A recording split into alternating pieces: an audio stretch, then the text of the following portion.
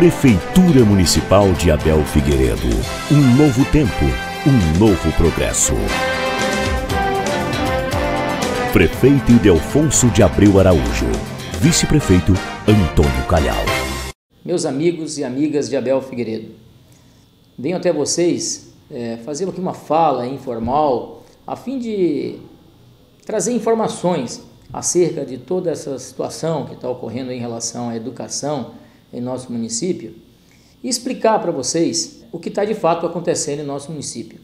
Então eu queria iniciar dizendo que 2012, meu último ano de mandato das gestões anteriores, nós tínhamos uma realidade dentro desse município. Eu lembro bem que os professores, a categoria representada, reunimos na Câmara de Vereadores, se não me falha a memória, em abril de 2012, onde a categoria reivindicava abono salarial. E eu disse a todos que abono só se dá no final do ano. Se no final do ano fosse necessário, fosse possível, daria o abono. E o Fundeb, é claro, 60% para pagar professor em sala de aula, 40% para pagar os servidores do apoio, bem como a manutenção e investimento da educação. E eu prometi à categoria na época de chegar não só a 60%, mas a 65%. Ou seja, se eu não atingisse o gasto com o professor em sala de aula até 65%, eu daria abono. E foi dado o abono no final do ano, mas porque eu fiz essa garantia, essa promessa, porque na realidade nós tivemos 62 e poucos, se não me falha a memória, com gasto com o professor em sala de aula. Mas conforme dei a palavra, honrei e dei abono salarial, atingindo 65% com gasto com o professor.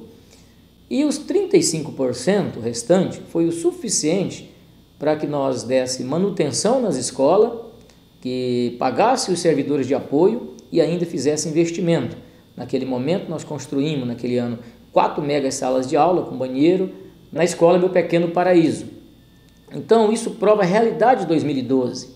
E como todos sabem, sempre pagamos os fornecedores, os servidores em dias. Retorno agora, em janeiro de 2017, com outra realidade. E aí eu quero aqui adiantar que já no planejamento, no final de 2016, avaliando os números de 2017, as previsões de recursos do Fundeb, bem como a previsão de gasto com a educação, nós já visualizava um caos em 2017, um grande problema. Mas eu confesso a vocês que, preocupado com a situação, mas ao mesmo tempo era planejamento, era cálculo, eu então corri o risco e deixei a coisa como estava.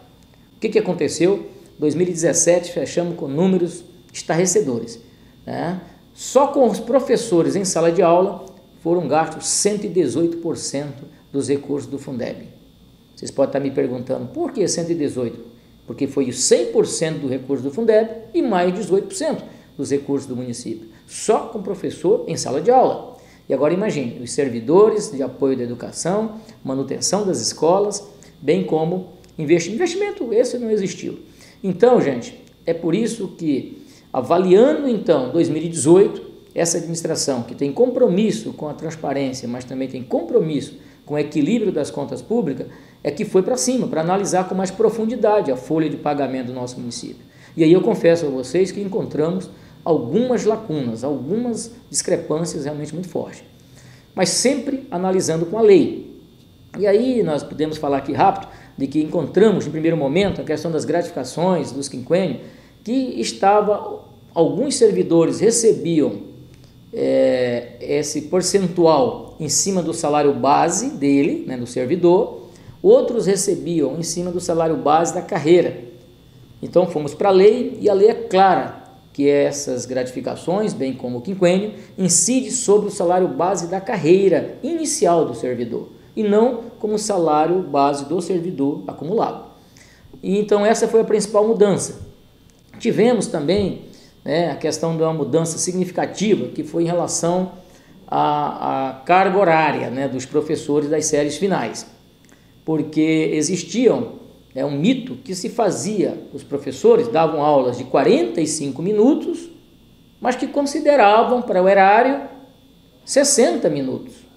Então isso era uma discrepância que realmente fez uma grande diferença também, porque quando a gente passou a aula de 45 para 60 minutos, E essa é uma prerrogativa da administração, porque a Lei de Diretriz Básica da Educação deixa claro que a administração ela tem a decisão, né, em relação à hora-aula, porém que seja no mínimo 40 minutos e no máximo 60 minutos.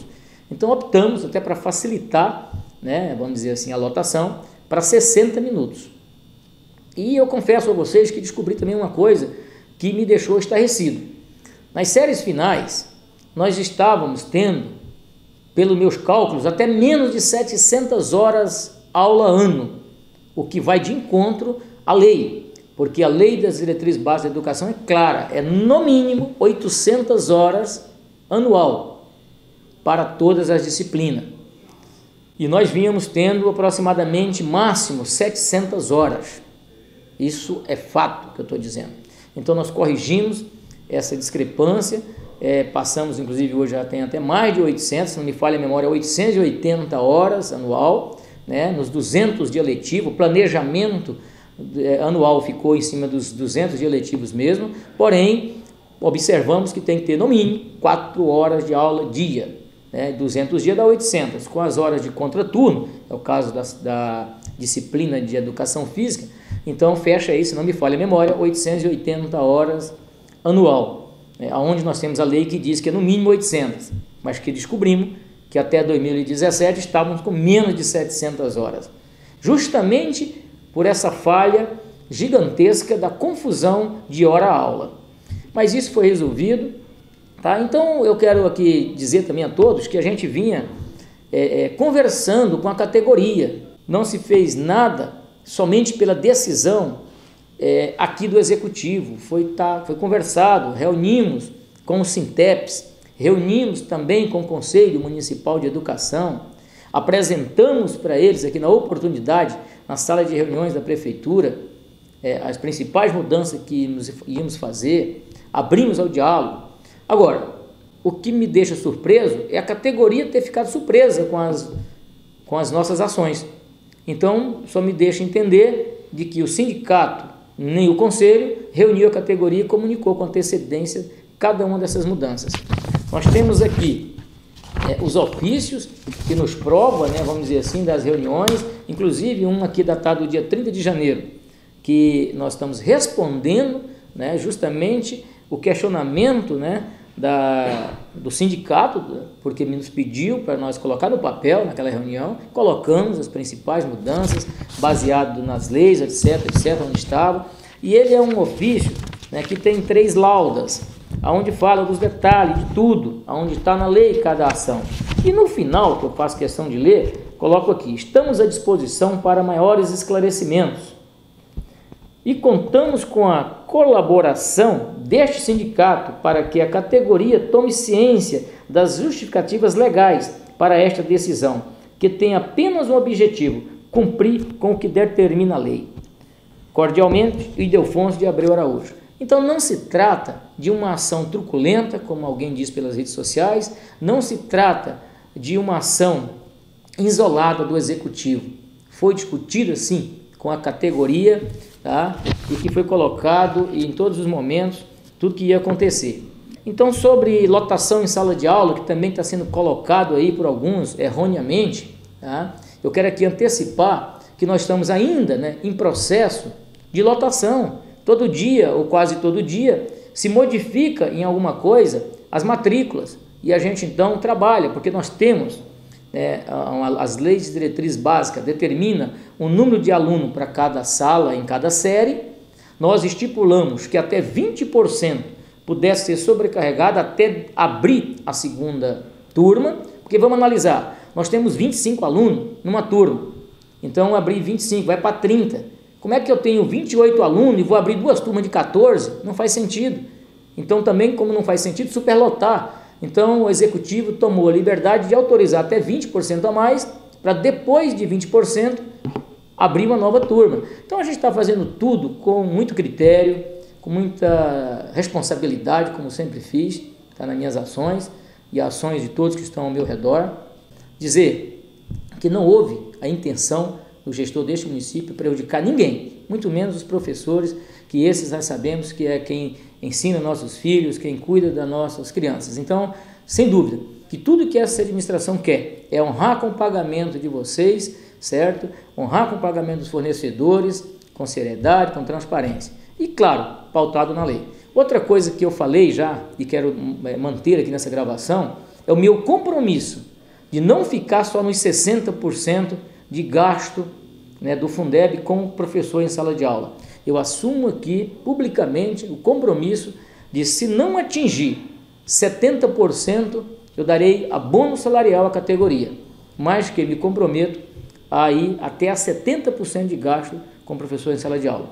Só para deixar claro para a categoria que trata-se de alguém que tem a missão e o dever e a responsabilidade de manter o equilíbrio das contas públicas, mas não trata-se de alguém que quer mal de professor. Ok? Um grande abraço e muito obrigado. Essa é a administração Um Novo Tempo, um novo progresso.